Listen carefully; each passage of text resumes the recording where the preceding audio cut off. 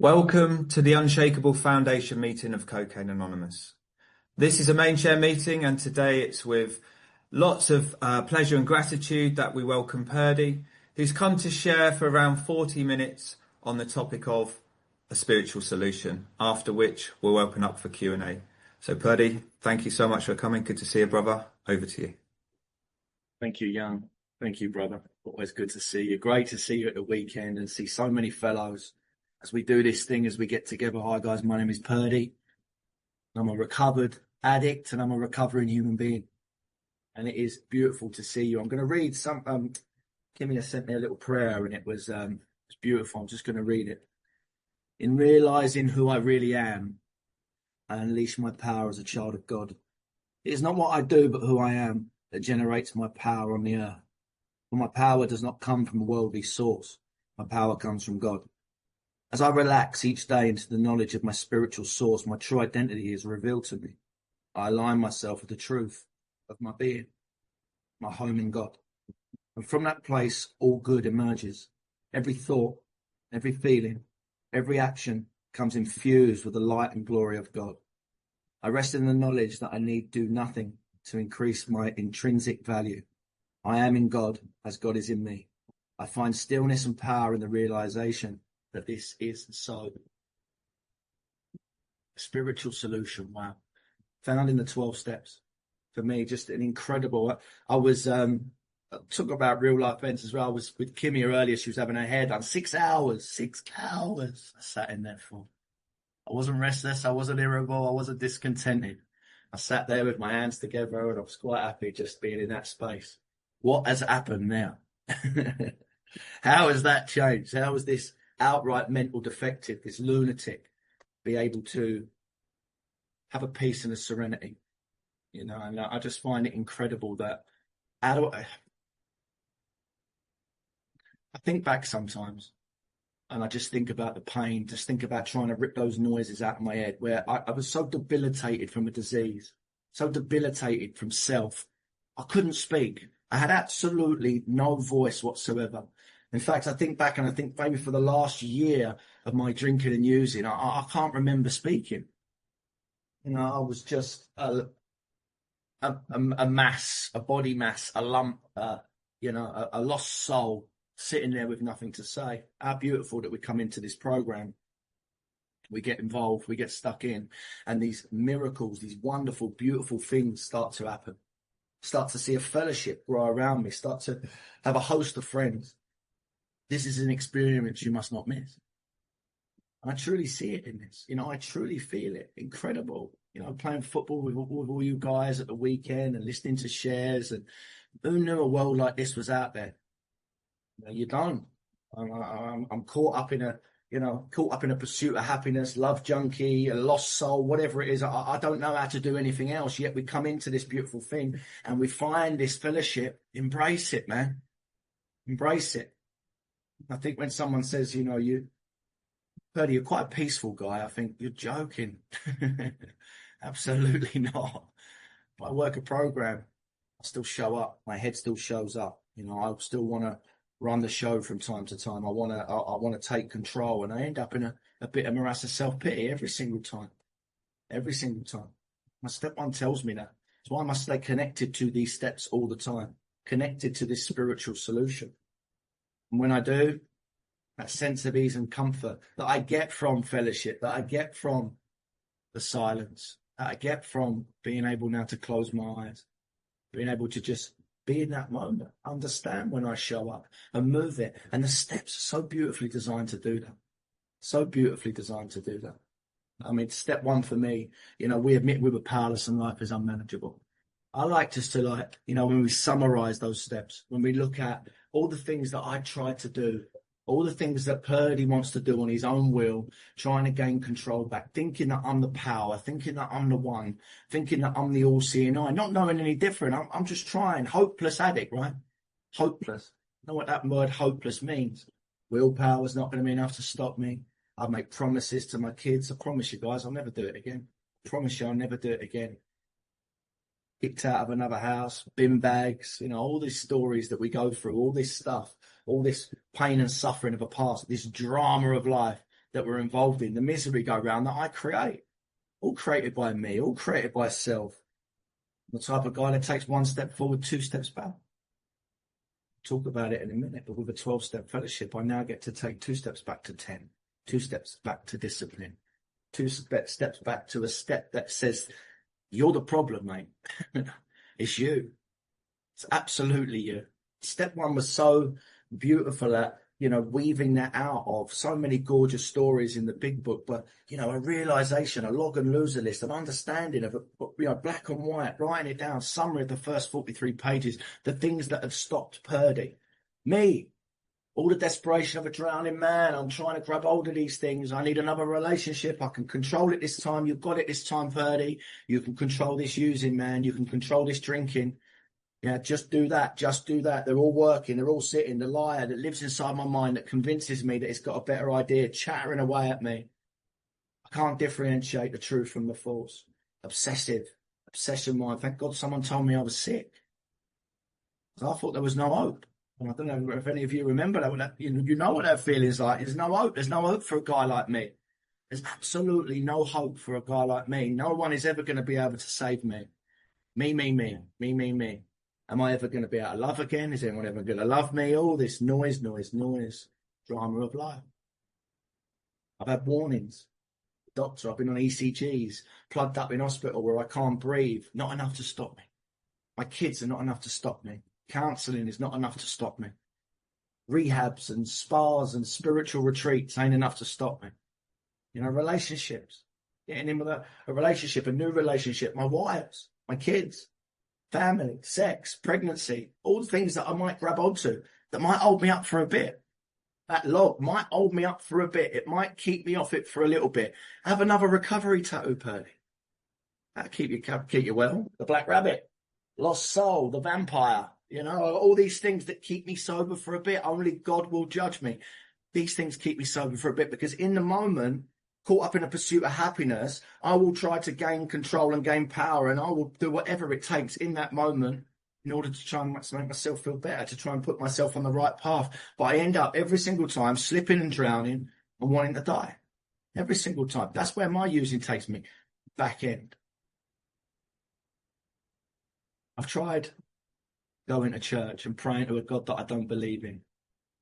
It's funny that, isn't it? I think back now and I think about, it says that deep down in every man, woman and child is the fundamental idea of God. But it's obscured, it's blocked. Calamity, pomp, ego, worship of other things, sex, drugs and rock and roll. I think back at all the times I prayed to this guy in the dark. Please let me win the lottery. Please let me win this. Please let me do that. Please give me my kids back. Please stop me from doing this. Please, I don't want to be in this prison cell. Please, God. Who am I talking to?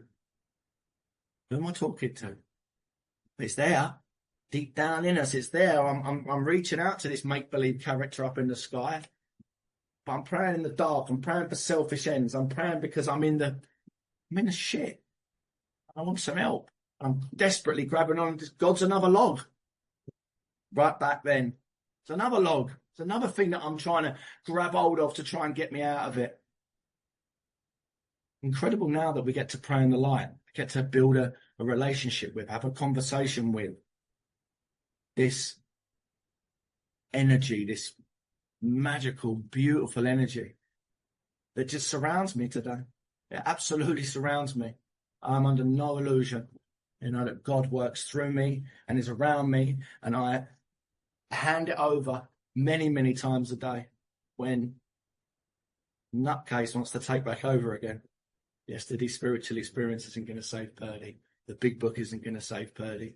Having a sponsor, Bill Wilson could sponsor me. It would make the blindest bit of difference. If I'm not open-minded, if I'm not willing, if I'm not honest, if I don't want this, if I'm not thoroughly prepared to work this program, I'm just the liar will reform. The ego will rise back up again. And I will find a way out. I will think I can find a way round. Come on a meeting and I can speak and I can do all this stuff, but if I ain't working, I ain't working. All steps, not just 1 or 2, not a 13th, nothing else. Am I working the steps? Am I working the steps every single day? Am I plugged into this stuff? Spirit life is not a theory, we have to live it. Am I living it? These are questions that I'm not talking to I'm talking to me, as well as all of us. You know, these things ain't going to stop me. The big book ain't going to keep me sober. My intelligence, my education, whatever that may be, isn't going. I know the difference between right and wrong, but it ain't going to keep me sober. Frothy emotional pills ain't going to keep me sober. Recovery knowledge ain't going to keep me sober. Sobriety time, I've got 10 years, I've got 20 years sobriety, ain't going to keep me sober. These things are positive. These things are great. These things are what we are part of. But I must connect to. No amount of guilt, no amount of shame, no amount of remorse is gonna save Purdy. Don't matter if I'm having a good day or a bad day. Don't matter if I'm keeping busy. It doesn't matter if I've got money or I've got no money. If I've got money, then me and Young, I'm taking Young out, we're going out, we're on the town. And if I ain't got any money, I'll beg it, I'll borrow it, I'll steal it, I'll rob it, I'll do whatever I'll manipulate it, I'll do whatever it takes to get high. Memory strategies, you know, thinking back, remember the times, ain't going to save me. Recovery movies ain't going to save me. They do in the moment.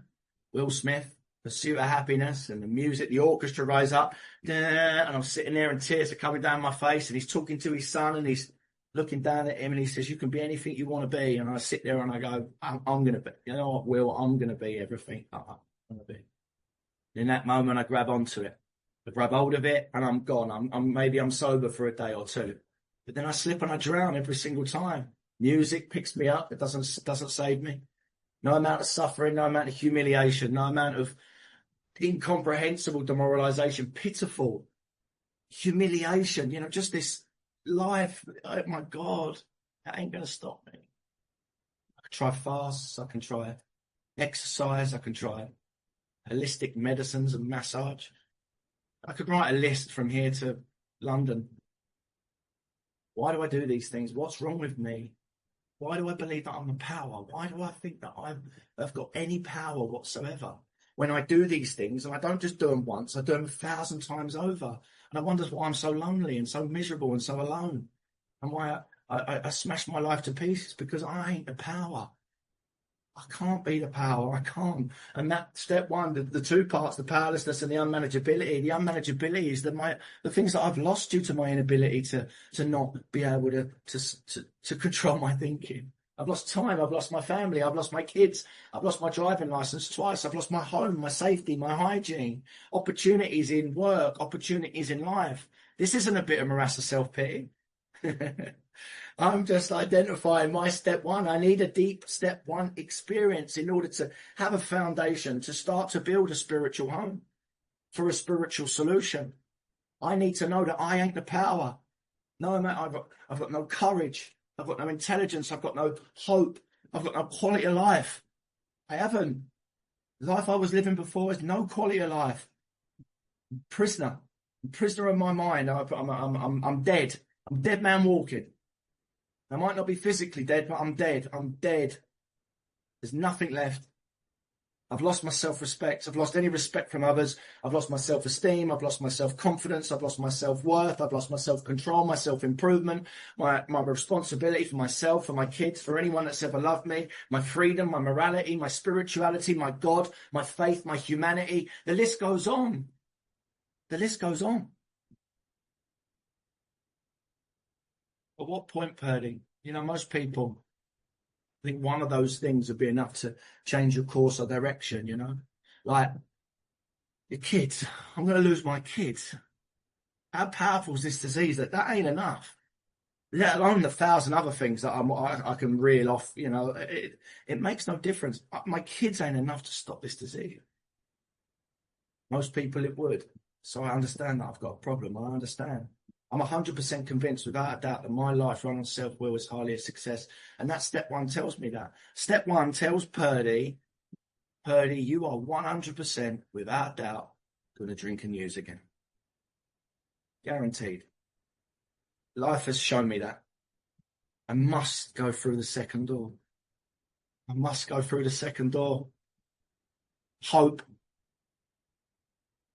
What an experience that is. Even at the start, I had it was into 4, I had a little experience from it. But thinking back now and working these steps now, came to believe beautiful teachers that we get to surround ourselves with, the elders that we can talk to, that we can pick up the phone to, that we can listen to on Zoom, that everything is around us in order to connect to, the speaker tapes, the stuff that all the people that are doing service and speaking. I'm just going to have a sip of tea. Incredible. Step 12 in action. Draw forth the deeper meaning of the words, like my teacher teaches me. Draw forth the deeper meaning. Actually, if I look at my big book, what's she writing it? If I am content to dwell on words without drawing forth the deeper and richer meaning of words that are but a symbol, I am not being fed from within, but from the pages of a book. The truth is revealed when I read spiritual literature and the seeds are planted in my consciousness.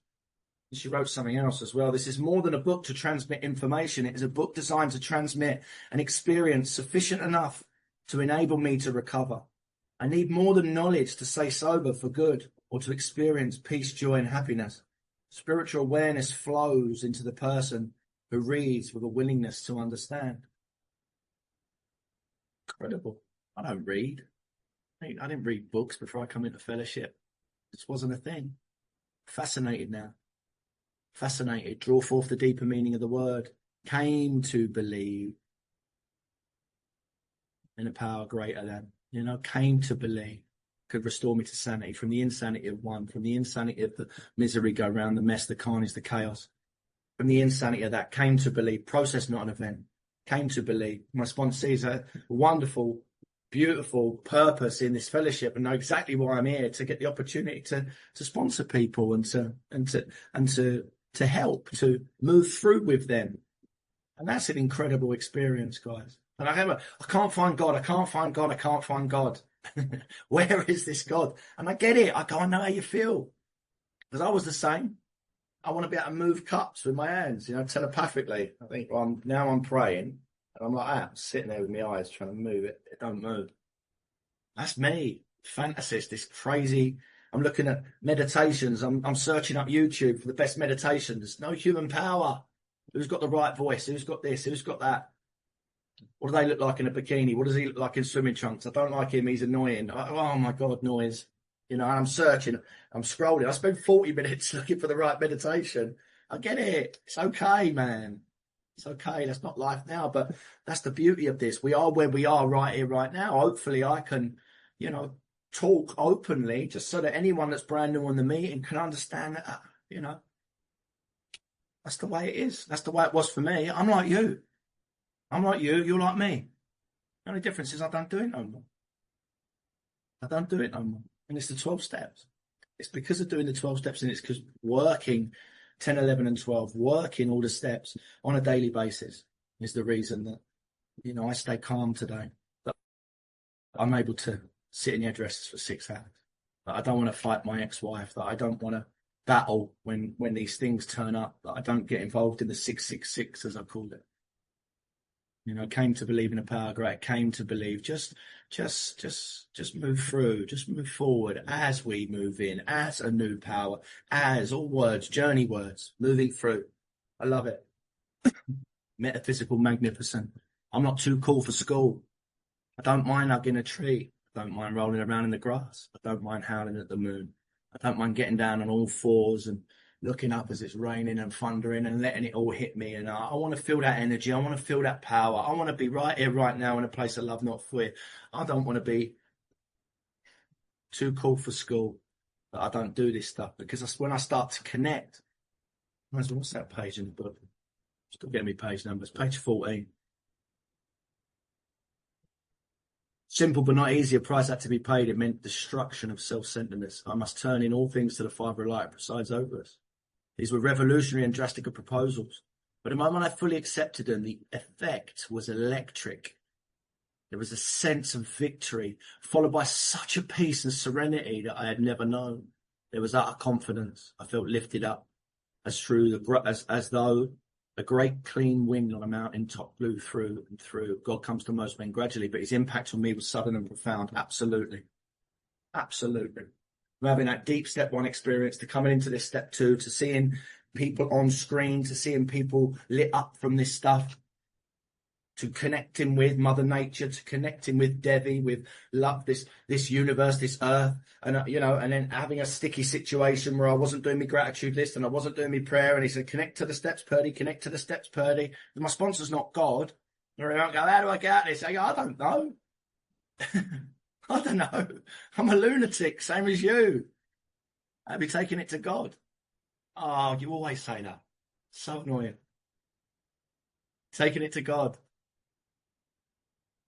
I get connected. I get back into the water. I connect with the universe. I swim around in the ocean. I come out and a spiritual experience happens to me. What if God was one of us? Beautiful Kimmy, I'm ringing her up saying, I've had this experience, and just the simplicity of words. See, early on I want 1,000 words to explain my story. Do you know what I mean? And then this happened, and then she came around here and she was talking to me and her elbows dropped, and I'm in this stuff. I'm excited, And I go over and swim in the beach, and I walk back over, and there's an old lady walks around the corner, and I've never ever seen her before in my entire life. She goes, "You've been for a swim, darling?" I said, "Yeah." I won't go into the big long conversation we had. But then she suddenly out of nowhere goes, "I've got a beach up down there and you can have it. Anytime you want, come round, get the keys out." And I'm a total stranger. I see that your kids are with you. And anyway, I remember walking back up to my flat, and it was like, what just happened then? Just happened. All because I got out of self, because I connected to the step, came to believe that there might be a power greater than you, Purdy. Connected with the universe. The universe, by the way, I don't believe that there's a power greater than me yet. I am surrounded by this beauty, by the truth. Everything else, manufactured misery. Reminds me of page 133 in the book. We are sure God wants us to be happy, joyous, and free. We cannot subscribe to the belief that this life is a vale of tears, though it once was for many of us. But it is true that we make our own misery. God doesn't do it. Avoid then the deliberate manufacture of misery, but when trouble comes, cheerfully capitalize it as an opportunity to demonstrate his omnipotence. Wow, man. I get to connect to this beautiful power, this Mother Nature, this 4 seasons that fly in and out, the wind that blows through the trees, the grass that dance, that makes the flowers that open up attracts the insects that come in and make the sounds that attract the birds that feed their young. I go into the distance, I see trees, I see forests, I went into other countries, mountains. I talk about it a lot, but oh my God, rainforests, the deserts, the animals, the day turns to night, the moon, the stars, the solar systems, the galaxies, the earth spinning, gravitational pulls, oxygen, nitrogen, component particles that are helping me to breathe. Guess what, Purdy, brother? There might be something more powerful than you out there. You're willing to believe that there might be something more powerful. Me with a bird, an off licence down the end of the road, in my 1-bedroom flat, thinking, I hope Ella likes me. I hope KL thinks I'm talking all right tonight. I hope KC's all right with me. I'm sitting here thinking about what all you lot are thinking about me, and I'm driving myself mad, and I'm having conversations, and there's too many people living in my head, and I'm so lonely. How beautiful that I get to connect with Mother Nature, get to connect with the truth, get to connect with the only thing that is the truth in my mind, God. The power of the universe, the power of everything that is around us. Chuck C talks about the 2 fish swimming in the ocean. 3rd fish swims up. Hey, fellas, isn't the water great? The 2 fish haven't got a clue what he's talking about, so they swim the 7 seas, asking all the fish they encounter what water is, and none of them know what they're talking about. How do the fish not know what water is? They're swimming in it. It's our step 2. It is all around us. It is all around us, but I'm so shut off. I'm so in selfish and self-centered to the core. What am I going to get out of it? How am I going to get out of it? How am I, me? How am I going to dig my way out of it? How do I get that back, that thing that I lost? How do I grab? Addition by subtraction. Grow by taking away. Grow by taking away. And it's only the 12 steps. It's only moving through this work and doing this stuff that I'm able to open up and see that stuff. It's you guys standing on the shoulders of giants that give me that hope. Mark Houston talks about, a couple of friends that go duck hunting. Take their dog along with them. Look at my actions. Shoot a duck. Duck falls in the middle of the pond. The dog walks across the water, picks the duck up, comes back. His mate doesn't say anything. Shoots another duck the other way. It's the duck. The duck falls to the bottom of the pond. The dog walks across the water, picks up the duck, brings it back, and still his mate doesn't say anything. He says, "Mate, do you notice anything wrong with my dog?" He says, "Yeah, your dog can't swim." And this is the miracle of the dog walking on water. You see, that's what you are. That's what you are to me.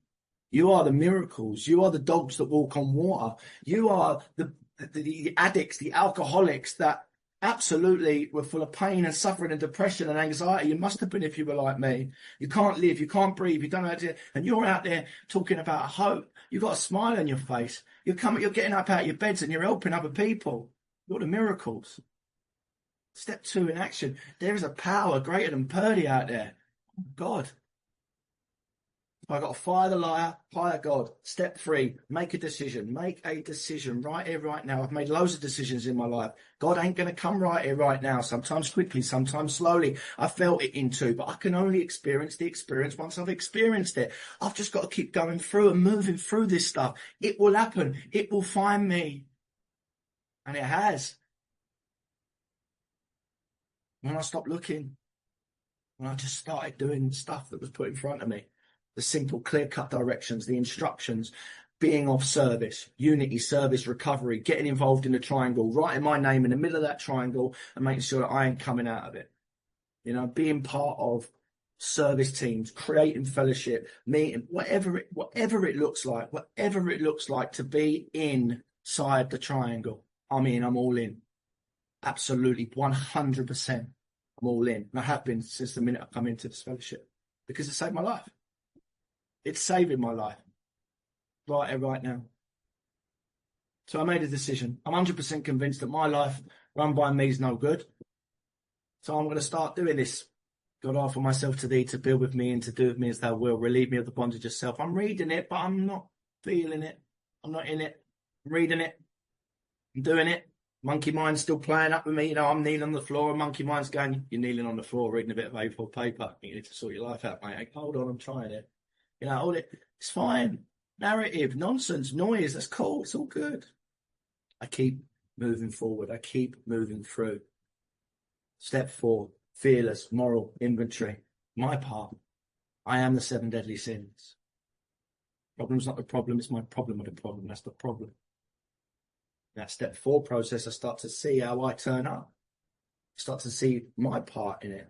But how my abusers, how's it my fault? Why do it's their fault. Yeah, but Purdy, you hold on to the resentment, mate. What does that look like in your life? Well, I'm angry. Okay. Wrath. What does wrath look like in your life, mate? Well, you know, let's talk. Let's have a conversation. What does wrath look like in your life? You know, so we had that conversation in 5, and I start to see, if I don't heal from what hurt me, I'll keep bleeding over people that never cut me. Hurt people. I need to break the chain. So I understand that because I'm a product of this, because I've created an avatar of self, because I wear 1,000 different masks and 1,000 different suits, because I manipulate and move around situations normally in order to get out of pain and suffering, I'm just a mess. Actually, it's, you know, most of it, step on the toes of our fellows and they retaliate. It comes from me. It comes from my thinking, comes from how I show up. My default setting is to fight. My default setting is to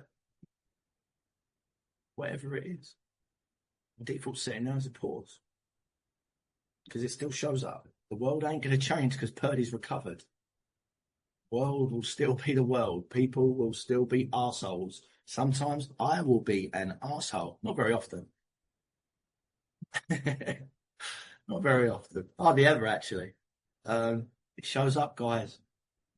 Am I able to pause in that moment?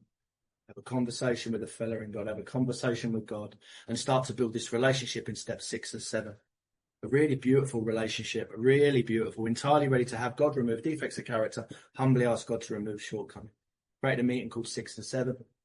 You know, where I get to listen to people talk about something that's just a massive part of my recovery. Purdy's will, God's will. Column 4, column 5, step 6, step 7, devil, angel, 666, heavenly virtues, whatever way, the way I have to do it, the way I have to design it in my head to understand it. Yeah, I have the instructions here, I have the things here, but there's little things I like to do in order to just, for it to sit with me. 666, 666 step, devil step. You know, do what I keep fighting. I want that back. Therefore, I'm going to do what I can to get it back. I want to react to things in life. Oh my God, all the time. I come into fellowship and I think I get a bit spiritually well, and then someone deletes a flyer that I put out. Fuck, what's the matter with them? Are they spiritually sick? Are they not working the steps? What's the matter? And I want to think, why are they doing this? What? Have they got it in for me? Have I said, oh my God. I'm sitting there spiritually, I'm thinking I'm spiritually well, going, they're all spiritually sick. They're all spiritually sick. It's not their fault. Let go. Get off the people. Let go, let go, let go. 666. Don't get in the fight. It's okay. We deleted it because there's a group conscience. Oh, what? We learn as we move through. We learn as we come in. You know, just like I learned. Tradition 1. Is what I'm about to do, what I'm about to say, going to cause greater unity or greater separation.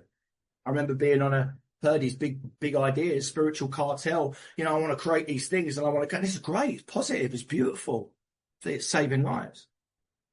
I could still hear myself on a meeting, you know, and I come up with these ideas to do this convention and I start to write it all down and I've changed a prayer. So I've moved a prayer over there and I've already thought of this and I've written it down there and a young girl comes on and she goes, I think we should change that prayer. And do you know what comes out of my mouth? I've already thought of that. Difference is now I hear it. Why did I say that? I wouldn't be aware of that stuff before. Do you know what I mean? Why didn't I just go, what a fantastic idea. That's not being cocky or arrogant. It's a great idea. She's had a good idea. You've had a good idea, Purdy. Why has it got to be your idea? Why can't you let those little things go? And that's okay. That's all right. But it's the awareness now that we're changing. Things are changing. The pause is there. I'm able to, you know, I'm aware of stuff and I'm able to move it around. I start to establish a relationship with God. I start to move from Purdy's will to my will. I start to not want to fight my ex-wife when I walk up the garden path and I'm 5 minutes late for picking up my kids. And she goes, oh, here he comes. Look, Jesus Christ himself, saviour of the world, saviour of CA, walking up with his spiritual beads on. Oh, look at him. Look, there he is. Floating, are you? How about all these talks you're doing, how about you get to the kids 5 minutes? Because if you're not going to be able to make it, Purdy, and I'm talking about a while ago, guys. I show up now. Then my new boyfriend will take him out. Oh, he's so dreamy. It's amazing. He puts up shelves and he's hunky and he's incredible, he is. The old me wants to fight him. The old, get him out of here. I'll have a little chat with him. You know, that's the old 666, devil. But I don't get to do that today. I get to put my hands together and go, yeah, come on, kids. But what happens is the spirituality percolates through me. It seeps into others. So when I stop fighting, when I've ceased fighting anyone and anything, she becomes my best friend again. Years later, she becomes my best friend again. All my kids are back in my life. I am daddy again today because of fellowship. I am all the things, all the promises that this beautiful book says coming true. A beautiful relationship I'm currently in. God-given. Absolutely. Absolutely, because I could find myself searching, looking, hunting, wanting, needing, thinking I'm owed something.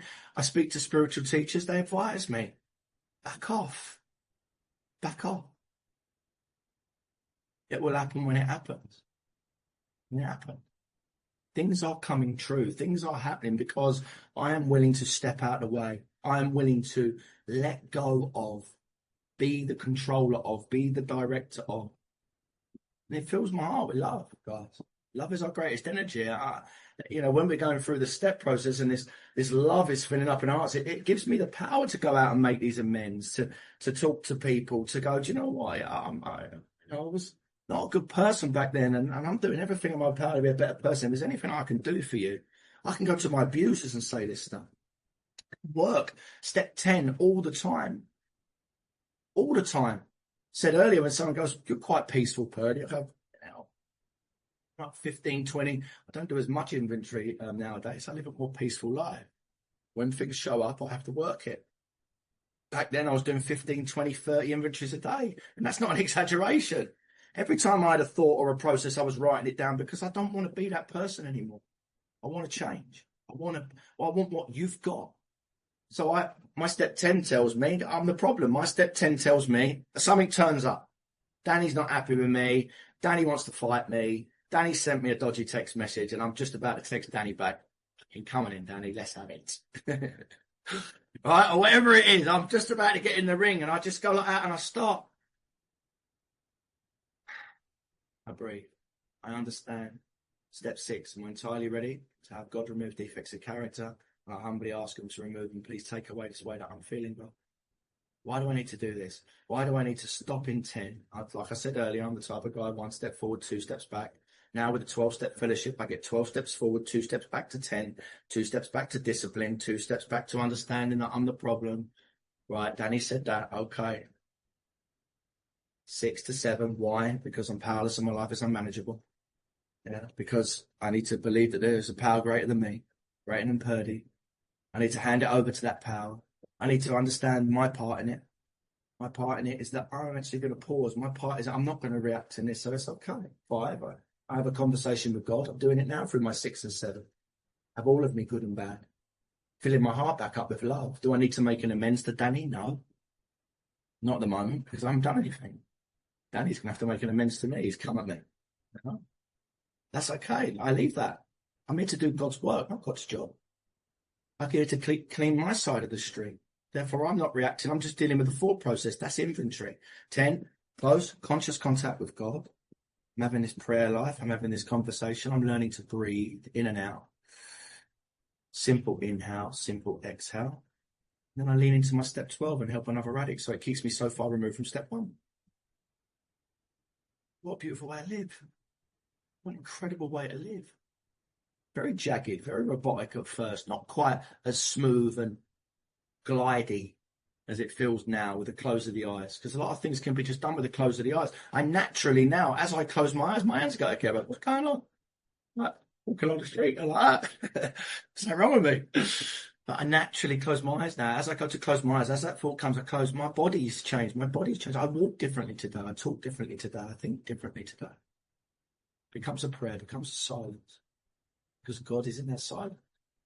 Close conscious contact with God. Beautiful. And the incredible step 12, where we get to give back. We get to do this thing. We get to see some absolute magic. You know, it can so important with working all these steps. 10, 11, and 12. 10 being all the steps for me, you know, and then handing it over to the care of God, making that decision in the morning, but doing that through our 11 and then our 12. Sometimes I can get caught up. I might be too 12 heavy. There's such a thing, you know. Service, I'm sponsoring it, I'm doing it, but I'm not looking after myself. I'm not kidding. And all of a sudden, I can feel a bit disconnected.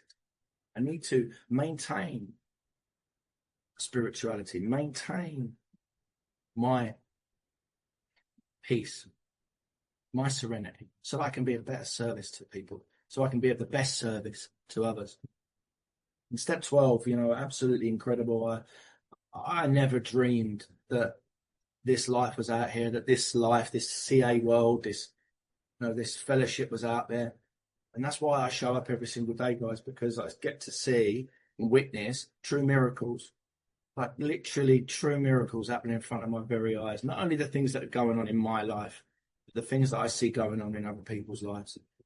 People that come in here and are absolutely, just like I was, completely and utterly bashed to pieces. After having had a spiritual awakening, a profound shift in consciousness, that I don't want to drink and use anymore, I try to carry the message to other addicts. Try, not guru sponsor. I don't ever think I am. I do the best that I can. I share my experience, strength, and hope, and I take as many people as I possibly can. I try. You know what? I try every single day. Try every single day to show up, to suit up, to come to this arena, this fellowship, this beautiful energy, this place, and get to try and be of maximum service, get to show up at meetings, get to see people put their lives back together, get to attend conventions and unity days and football events and stuff where we can all have a cuddle and get together. You know, it's truly incredible. Thank God. And I know exactly why I'm a member of CA. Hope dealer, I like to call myself, or a lighthouse. I hear people call them, hey, embrace it, man. I ain't doing the things I used to do. I ain't doing the things that we used to do. We're here. We're turning up for each other. We're being part of. You know, we're affecting and changing people's lives, and that's what you've got. If you're a bit lost, you may be the light. You may be the light. You just don't know it yet. But I promise you, every single one of you is uniquely qualified. You know what it's like. You know the pain. You know the suffering. You know the anxiety. You know the torment. You know the torture. you know, the depression, you know, the bipolar, all the stuff that goes on with us, the loss, that. And when we get through a 12-step fellowship, when we start to do this stuff, if you can't see it now, I'm here to report it will happen. You start to be uniquely qualified. You start to be able to, everything that's happened to you has happened for you. You know the dark. So therefore, when you don't start to feel like that anymore, and someone comes in and they're crying just like you cried when you came in, you can put your hand out. Young, remember that? Put my hand out. I know how to hold it.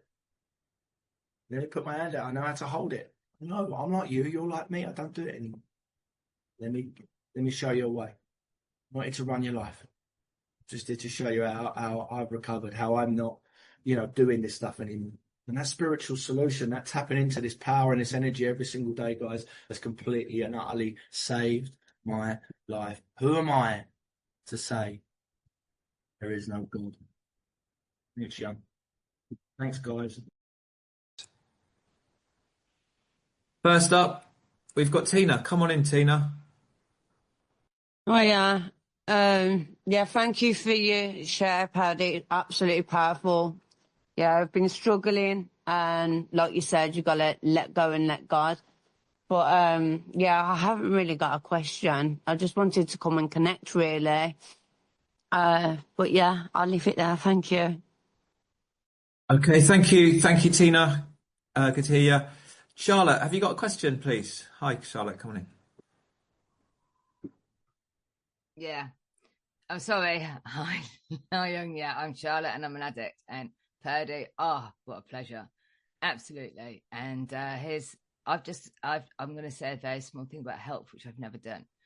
I had an MRI 3.5 years ago, and I've got 7 slipped herniated discs on my back. And I've been waiting for them to tell me what to do. And they said, Charlotte, we're not doing anything. They said, you're in the 1% club. I thought, great, me again in the 1% club, right? And I was like, okay. And he goes, all right. I went, yeah. And I walked outside. Now, usually I would break down in tears and I'd be like, someone needs to help me. This isn't right. Blah, blah, blah. So my question is, why did I walk out and think, okay, that's all right. It's down to me now. I've got God. Why did I think that? That's my question. Why am I totally at peace with this? It's a question I ask myself, absolutely. We do the work. We witness miracles. We are part of something very special, which I believe fellowship is. And I truly believe, as we start to do this stuff, someone said on a meeting once, because there's so many coincidences that happen now, someone said it's God's way of remaining anonymous, which I absolutely loved. And I think just as we just give ourselves to this simple program, as we practice spiritual principles in our life gets softer. Because I don't know. I've had a bit of news lately. How have I not completely and utterly lost my mind over it? I haven't. I've just sat in it, understood it, felt it. Then we're just able to move through and move on. And that's incredible. And God is working through us. It's God. It's not me, because I haven't been out, and you probably haven't. We haven't been out to deal with that for 30, 40 years of our life. The tiniest of things. Remember when the tiniest of things would send you into a spiral? Or I'd get a tiny piece of information and I'd create this massive swamp out of it. I'd sit there and I'd be feeling a bit lonely, and I'd go, well, you're probably going to be lonely for the rest of your life, Purdy. Nobody loves you, Purdy. I don't know what, you might as well not even be here, Purdy. My brain will give me 100 problems with one little problem very quickly. I think as we clear away the wreckage of our past and we haven't got all that noise swimming around in our head, we're able to just, be with God and move through. And I think it's incredible. It's definitely a miracle. It's definitely a miracle. I don't know is the answer.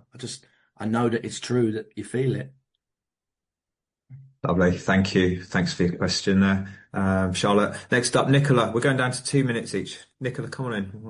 Evening. Hi, I'm Nicola. I'm an alcoholic addict, and totally loved hearing you today. And thank you to the lady that invited me to this meeting, and thank you to everyone that's doing service. There's people that I know here and listen to here. Kate L's one of them that I love hearing. I always feel like she's talking to me. Sometimes I feel like I'm it's mad. Sometimes when she speaks, I feel like it's personal, and it's taken me a long while to realise it's not personal. I just relate. I'm really struggling at the moment. I'm in out, and have been since my best friend passed from cancer. My best friend before that recently passed from suicide. And that's not a reason for me to have gone out at all, but I was only new into recovery at the time. And I'm finding it really hard to connect and find friendships. I feel like I'm not worthy, you know. I'm doing 5 to 6 meetings a day, and I can't connect with anyone. I feel so lonely. And usually I'm like, it's okay, I've got my husband, I've got my children. My children are 27, 23, and 17 now. And that's all, I'm like, that's okay, I've got them. Do you know what I mean? I've got them. But I need a girlfriend, do you know what I mean? And I just find it really hard because I feel so worthless, and so I've got nothing to offer anyone. And I feel like everybody hates me, and I'm Nicola. Sorry to cut thank you you. off. Thank you, Nicola. There's a lot of ladies' numbers in the chat. Please do take them. They're putting them in there. They'd love to hear from you. Thank you so much. Just to remind everyone, it's Q&A. Danny, come in with your questions. Thank you. Thanks, Nicola. Young. My name's Danny, I'm an addict, and Purdy, thanks so much. So good to hear you and see you, brother. My question for you, Purdy, is have you got any honest doubt and prejudice against God, against the spiritual way of life, because I know that I've lost a lot of mine, but there's still some there. So what's your honest doubt and prejudice? Thanks, mate. Thank you, mate. You don't want to fight, Danny, no? We're not. No, you're right. Okay. Brother, it's so good to see you. I can't wait to see you at the weekend. And I need to make my answers short because I know youngsters are all over. My prejudice, I have no prejudice. I sit with God. I truly feel that I am right in this miracle, and I'm in. I'm willing. I'm absolutely 100% willing to be in this way of life every single day and hand it over. Anytime I feel any pain or any suffering or any misery, I am all over it. It is me. It is me, guaranteed 100%. I lean back into God, and I truly believe. I truly believe because it has been proven to me time and time again that when I let go and let God, magical things happen. Every time, without fail. Okay, thank you. Thanks for your question, Danny. And Nicola, just again, there's loads of ladies' numbers in the chat. Please do reach out. Next one, Francesca, would you like to come in with your question, please? Hiya, Purdy. I'm Francesca. I'm a recovering alcoholic. First of all, I just want to say thanks for your share. I've heard you a few times and I always get a lot from your shares. My question was, I'm struggling quite a bit with meditation. It's one of the things I can't seem to get into. I was just wondering if you had any advice on that. Oh, no, Akil. No, I'm only joking. Do you know what? I was the same. I think I connected early, but because I'm, like I said earlier on in the share, I'm looking for this thing that's going to save me, this meditation that's going to save me. And then I heard someone speak. Simple inhale, simple exhale, hard when I've got a busy mind. And that's the question, are we through the steps? When we get through the steps, prayer and meditation comes at 11, even though we're practicing it through. But the reason it's there is because I need to clear away the wreckage of the past to get to that point. However, I can start practicing it. When I learn, if I don't breathe, I die. It's the way it was explained to me. All the noise, all the nonsense, all the stuff that's going on, all the carnage, all the chaos, all the relationships, all the thing. If I didn't breathe, none of that would be there. So I need to learn to establish a relationship with my breath, a rhythm. Simple inhale, simple exhale, in the silence. And that is just a practice thing. And it's something now that I can connect to very quickly, in movement even. But that's only from doing it hundreds and thousands of times, moving through all the time, jumping into meditation, getting into meditation, working through monkey mind and getting back into breath. It's incredible. My number's on there. If you want any meditations, there's a meditation meeting that we do on a Monday. You're more than welcome to attend. But really just get into that and learn to breathe again. In its simplicity is what keeps us alive. That's what I need to reconnect to, reestablish a relationship with my breath. Thank you. Lovely. Thank you, Francesca. Next up, Ross, come on in. We're going down to 1 minute 30. Thanks for taking the meeting, Young. Great to hear you, Purd. Thanks very much for that. Always get excited when I see your name pop up. My question is, I'm struggling with it a little bit at the moment. I mean, I'm not reacting or acting out, but you said get off the people, but I need to maintain my peace and serenity. So love and tolerance and getting off the people. I mean, I don't like cutting anybody out of my life, but if they continuously sort of disrupt or disturb my peace and serenity, then I've got, I feel a bit awkward just sort of casting them out, but giving it to God is I always end up answering my own question on this by just voicing it. So love and tolerance and protecting my peace and serenity. Have you found a way to sort of? Yeah. We have ceased fighting anyone and anything, and I think it's such those words are incredible. But when you live them, and it's difficult because we want everything. We want it now, don't we? With the disease of now and more. Sometimes when you're recovered, for me, I'm doing well as I see it. It doesn't matter that I've let all these people down. I'm doing well now, and I'm doing well. You need to understand that I need to give all that up. And sometimes, and like you said there, sometimes I have to also create boundaries. I have to create boundaries. And sometimes it could be selfish as we see it because of a very selfish disease, but recovery comes first. Absolutely, 100% without a doubt. Your recovery comes first. You are no good to yourself or to anyone else unless you are, in a position of neutrality. And to get, so that is vital, and it is key that you create whatever boundaries you need to create and that you let go of these situations. It will work itself out. It's true in my life. It's worked itself out. And I never, ever imagined that my ex-wife would be my best friend and all my kids would be back in my life. That just was never going to happen. That's not the truth. Now.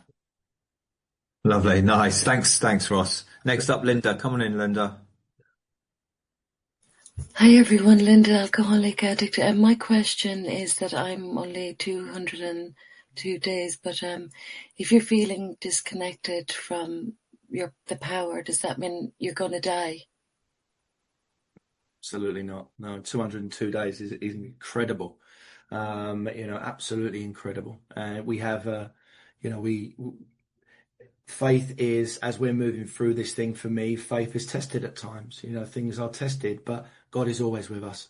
God is always with us and is always right there. I truly believe that now. My faith as I move through and I do the things that I do, I get it. Reach out when you're feeling like that. We reach out to our sponsors, we reach out to our unity circles, to fellowship, to all these things. But page 133. So I read it out earlier, and it's something that I always lean to. We are sure God wants us to be happy, joyous, and free. Page 133, top paragraph, is always a page that I go to and lean onto, because it's true that we make our own misery. God doesn't do it. God is always there. God is great. God is beautiful. And if you're feeling a little bit disconnected, connect through other fellows, through fellowship, and keep doing what you're doing. 202 is amazing. Incredible. Young, you're muted. Young, if I speak, thank you, Linda. Michael, come on in. Thanks, Purdy. Hi, cheers, Young. Michael, recovered addict. Thank you, Purdy, for your share. Absolutely amazing, as always. I had so many different questions, and every time you answered somebody else's question, you answered the question that I had in my mind. So I'm just going to wing one here now. So you talked about, how you could never sit for 6 hours prior to getting into recovery. How kids weren't enough. How you're always at war with people and at war in your own mind. What's been in your journey? What's been the greatest movement of your mind from old Purdy to new? What's been the greatest gift so far? And thank you again, brother. I look forward to seeing you. I can't wait to see you, mate. can I pin it to one certain thing as an overall thing? I just remember how noisy life was, and suicide. You don't put a rope around your neck and hang yourself from a tree because you can deal with the noises in your head. You know, there is a dark soul, there is a twisted soul in there that just young. I didn't you have to time me up like that. There's a twisted soul in there, you know, and how. And I'm screaming. I want to rip the noises out of my head. I'm in fight or flight all the time. I can't move. I can't do it. To now, just have nothing going on there. Absolutely nothing going on. Just right here, right now, what's happening. And when something pops up, I can deal with it. I'm going to speak to you, Michael, because I can tell you loads of big, impactful things that have happened to me that have blown my mind, that have added to my peace and serenity. But yeah, it's just a continuous work of what we do. We'll talk about it in detail because I've got loads I can talk to you on that about. Thanks, Michael. Good to hear you. Kate, come on in. Hi, thanks, Young. Thanks, Purdy. So my first spiritual question is, what was Kimia doing in the hairdressers that took 6 hours? That is what I want to know. And my second question is, look, I know that you are on that constant quest of learning, and I suppose it leads on a little bit from what Michael's just been asking. What is the latest thing that you've done that's changed things up for you? Starting a relationship with Kimia. You know, my mind wants to rob me of it. My mind wants to take it away. My mind wants me to think I'm not worthy. My mind wants me to think that I need a bigger house. My mind wants me to think that I need a better job. My mind wants me to think that I need this, that I need that I ain't fit enough, that I ain't strong enough. This is the battle. And all of a sudden, from something so beautiful, something so God-given, something so wonderful in my life, I want to tear it down just through a system of thinking, just from my noise, my nonsense. So that's what's been going on with me a little while ago, and the little piece of work that I have to do in order to get myself back into a position of gratitude, understanding why I'm grateful and the positives and the things that are there. You know, looking at, you know, and doing that inventory around it, you know, bedevilments and where I am, 52, 53, and then working a program, looking at my fears and my fears around it. We do this work and it's so beautiful. My computer's freezing a little bit, but we have to do work on it. But that's shown up, you know, that shows up. It's crazy. Everything's great. Yet my head wants to pull me into the quicksand. It wants to drown me. It wants to take me under. And then we get to do a piece of work and come out the other side and let it go with God. Gorgeous stuff. Thank you. Thanks for your question, Kate. And last up, we've got Lauren. Hi, Lauren. Come on in. Thanks, Purdy, for your service. Good to see you, brother. Thanks to the service team in the background for your selfless service. My question to you is, it tells me to grow along spiritual lines. In your first year, what was probably the most pivotal thing you did to enlarge on your spiritual journey? I'm gonna turn my camera off, Lauren, only because it's my computer's lagging a little bit. Good to see you, darling. Service. I think for me, you know, service was just such a huge. It's been and still is a huge part of my recovery. I, you know, created Spiritual Cartel. I was 3 months sober, you know, because off the back of seeing brothers like Young and, you know, Kimia and, you know, Ralph and all these people that I'm seeing around me that are talking this thing. I went to a convention, I saw Young and I saw Cameron F. And they're sitting there and they're talking and I'm listening and I'm nodding my head, you know, and I'm sitting in the crowd and I'm going, yeah. You know, I want this stuff. And it inspires me to go away and go, right, I want to create. I've never had a home. I've never had a family. And I want everyone to feel like they've got a home. They've got a family. They've got a place they can come to. Cartel, that sounds like a pretty cool name. And we'll call it Spiritual Cartel because we're being a bit spiritual now. I even see the SC, the logo, throwing myself into service, Lauren, throwing myself into, you know, being part of this beautiful fellowship, to sponsoring. I haven't stopped sponsoring, you know, brothers and sisters since the day I come in, from the moment I could, you know, and I've never let up on that. I've always been continuously sponsoring. So for me, You know, service life is not a theory. You have to live it. I live the service life, and that has really, rocketed me through my early recovery. Thanks, brother. Thanks, Si.